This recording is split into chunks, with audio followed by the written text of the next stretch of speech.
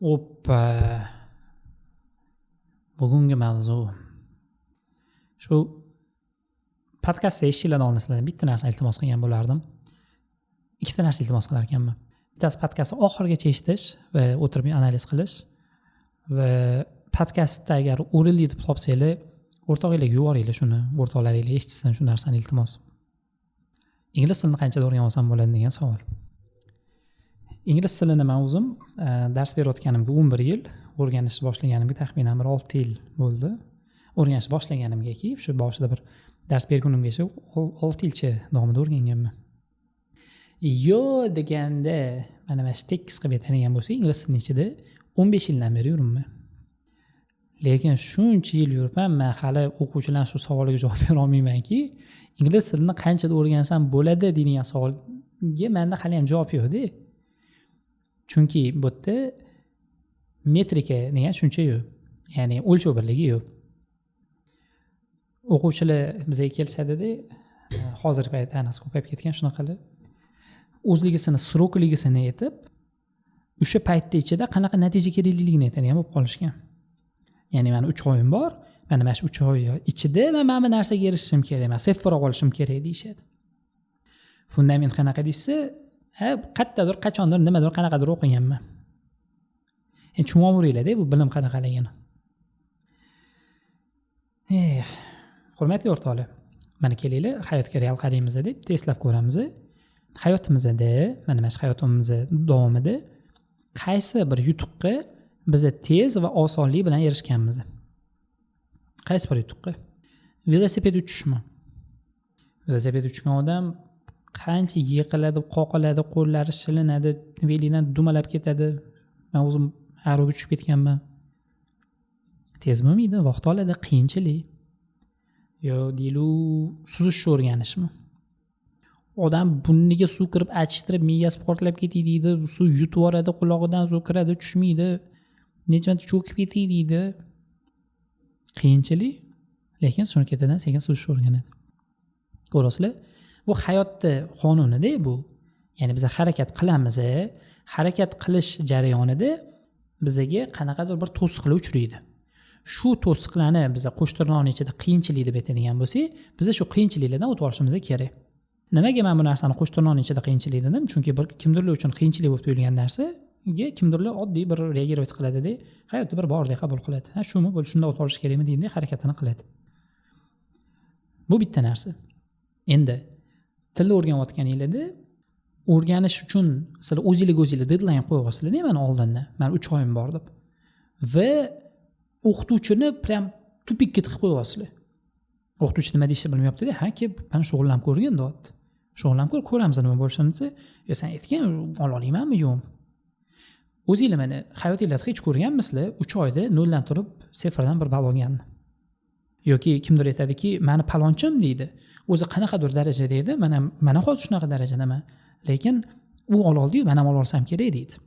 Vaholanki odam shu narsani bilmaydiki, darajadan darajani farqi bor. Fundamentdan fundamentda farqi bor. Ikkita odam bittada boshlab har xil natija ko'rsatadi. Mana o'quv markazlarida har bir daraja qanchadir bir muddatiga mo'ljallangan. Deylik, misol uchun 3 oy o'rtacha bitta darajani 3 oyda tugatdi deylik. 1 yilda odam intermediate tugata oladi degan. Lekin siz ma'lum bir guruh tugatdingiz degani, siz u bilimga egasiz degani emas. Chunki deylik, 1 yil davomida bitta guruhda 10 ta bola o'qidi, 10 ta bola yil oxiriga borib 10 xil natijada chiqadi. Nimaga? Faktorlar ko'p. Kimdir ko'proq shug'ullandi, kimdir kamroq shug'ullandi. Kimdadir fundament bor edi, kimdadir fundament yo'q edi. Kimdir olishi yaxshi, kimdir olishi yomon. Tushunasizlar? Lekin mana shunaqa hollar ham bo'ladiki, o'sha 10 ta bolaning ichidan ikkitasi eng ko'p shug'ullangan bolalar. Har kuni 8 soatdan bosib shug'ullanishdi. Yil oxiriga borib ular bir xil natijada bo'ladimi? Yo'q, unaqa bo'lmaydi. Bittasi yaxshi, bittasi ancha yomonroq bo'ladi. Nimani hisobiga? Chunki bittasi bitta o'qiganda ilib oladi, praktikadan bittada qiladi, tushunib oladi, o'tgan narsasiga qaytib kelmaydi.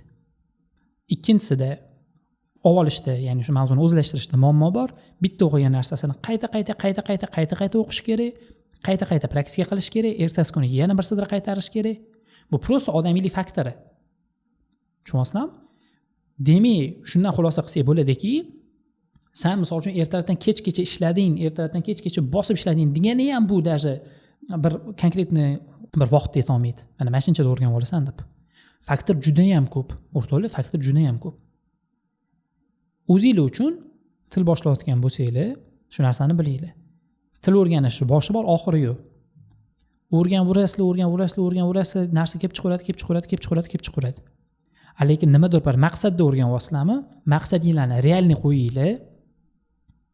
qo'yinglar, hayotimda real boqinglar. Qo'lingizga shunchadan beri aksariyat o'quvchilar shunaqa. Bitta dona kitob o'qimagan bolalar o'zini 3 oyda butun mana shu programmani o'zlashtirib olaman deb o'ylaydi. Shunchagacha sen o'zing uchun kitob o'qib olganmisan? Menga o'lgur chirib ketgan-u, ishlamaganda. Shu narsani ko'pchilik tushunmaydi-da.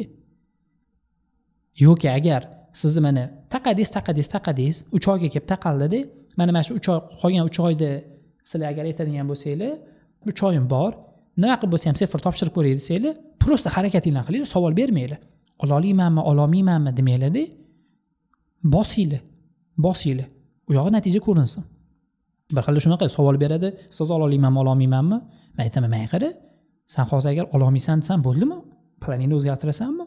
Agar planingni o'zgartirib, ustoz menga hozir javobini ayting, ola olmasam, men 5 ga qo'l uraman desa, gap bo'lishi mumkin emas. Yo'q, 3 oy vaqtingni o'tkazmagin deyman. Boshqa ishingni qilgin deyman. Vaholanki, seni undan boshqa ilojing yo'qmi? Nima qilib bo'lsa ham tayyorlanishing kerakmi? Urinib ko'r. Chunki odamlar ichiga kirgandan keyin biladi. Odam ichiga kirgandan keyin ko'zi ochiladi. Nima qanaqaligini, bu narsa vaqt talab qilishini. Bu bir turdagi o'quvchilar. Yana bir turdagi o'quvchilar bor. Ular zo'r asosnamas qiladi. Ya'ni anglab aytadiki, til o'rganish vaqt talab qilishini va til o'rganishni boshlaydi-da, qiyinchiliklarga uchraydi, tashlab qo'yadi. Shunaqa o'quvchilarga meni maslahatim, agar siz til sizga qiyinlik qilayotgan sabab, til sizniki emasligini bilganingiz sabab til o'rganishni to'xtatayotgan bo'lsangiz va uni o'rniga siz boshqa ish qilayotgan bo'lsangiz, ya'ni xuddi o'sha tilga sarflaydigan vaqtimni boshqaroq qo'limdan keladigan yaxshiroq foydaliroq ishga sarflayman desangiz, gap bo'lishi mumkin emas. Maladetsiz, men sizni hurmat qilaman, maladets, bosing. Boshlagan narsangizni oxirigacha olib boring imkon qadar. Lekin agar til o'rganyapsiz, qiyinlik qilyapti, sizniki emas, potensialingiz yo'q, bilyapsiz til sizniki emasligini, agar shu narsani siz to'xtatib, hech narsa qilmayman, vaqtimni parajnikka o'tkazaman, telefonda o'tkazaman, kerakmas narsalarga vaqtimni sarflab qo'yaman deydigan bo'lsangiz, lutcha tilni o'qing. Chunki tilni o'rganish plus narsa deb oladigan bo'lsangiz, siz tilni o'rganib qiynalib o'sha plyusingizni sekin plyus paydo bo'layotgan joyda siz uni to'xtatib qo'yadigan bo'lsangiz, siz nolga tushmaysiz. Siz minusga ketasiz. Chunki siz xuddi o'sha vaqtingizni kerakli ilmga sarflab, kerakli narsa olmayapsiz-da, nabarot, o'sha payt hatto hech narsa qilmasdan jim o'tirsangiz ham, uxlasangiz ham hatto nimadir organizmingizga foyda bo'lishi mumkin. Lekin siz boshqa narsaga sarflayapsiz vaqtingizni. Kerak emas narsaga sarflayapsiz. Bu sizning minusingizga qarab ketyapti. Shunga juda ham ehtiyotkor bo'lish kerak. Va shu narsani bilingki, 1000 sizda potensial bo'lmagan taqdirda ham, 1000 sizga qiyinlik qilayotgani bilan to'xtab qolmang. Oxir oqibat baribir nimadir chiqadi. Boshqalarga o'xshab gullab, yashnab ketmasdirsiz, lekin baribir boshqa narsa chiqadi. Nimadir yaxshiligi baribir erishasiz. Shu narsani yodingizda tutishingiz kerak. Umumiy xulosa qilganda o'rtoqlar, til o'rganish uchun ma'lum bir srok degan tushuncha yo'q. Faktorlar ko'p. Sizni olishingiz qanaqaligi, qancha vaqt sarflayotganingiz, fundamentingiz qanaqaligi. Odatda o'quvchilar qanaqadir bir fundamentdan kelib, boshidan boshlaydi, chunki eski fundament kimdadir noto'g'ri bo'ladi, kimdir esdan chiqib ketgan bo'ladi, gaplarni bir-biriga aralashtirib gapiradi, noto'g'ri talaffuzlar, ketma-ketliklar, gaplarni ketma-ketligi noto'g'ri chiqadi. Bunaqa holatda bitta narsani bilinglar. Noldan o'rganayotgan odamga o'rgatgandan ko'ra, shunaqa chala fundament bilan kelgan odamga o'rgatish qiyin. Chunki nol bu oq doskaga markadimda yozasizlar to'ladi-yu.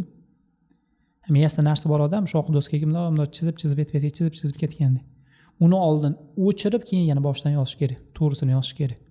Bu juda qiyin narsa, juda ko'p vaqt talab qiladigan narsa. Sizni o'sha srokingiz kelyapti, boshqa ilojingiz yo'qmi? Savol bermang deb bosing, harakatingizni qiling. 3 oymi 3 oy, 6 oymi 6 oy bosing, bo'ldi, mana boshqa imkoningiz bo'lsa faqat bosing, savol berib nima edi, qanaqa edi, qilolmayman, qilolmayman deydigan narsa bo'lmasin. Allohdan xayrlisini so'raylik, omadinglarni bersin. Hammaga rahmat.